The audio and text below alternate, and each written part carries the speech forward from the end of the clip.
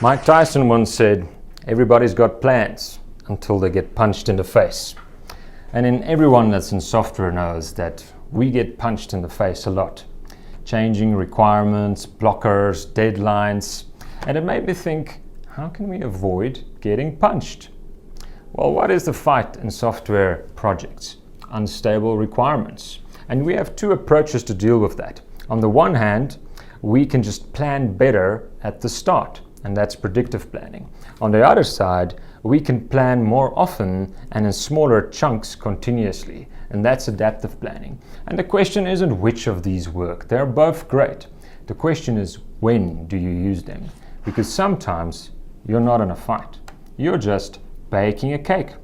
Following the recipe, you apply best practice, you can sense, you can categorize, and you can respond. Everything is known.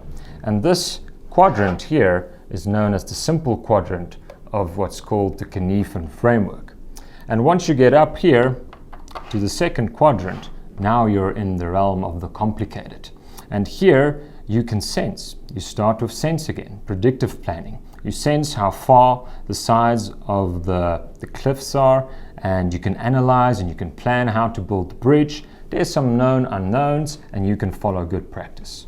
But as soon as you climb up this ladder and you get to this half of the Cynefin framework, now you're in the complex and the chaotic. And now, my friend, you're in a fight. And you can't plan your way through a fight.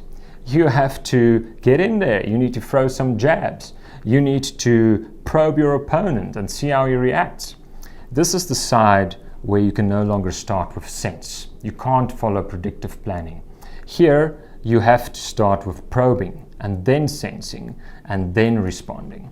Or in the chaotic realm, you have to act, and then sense, and then respond.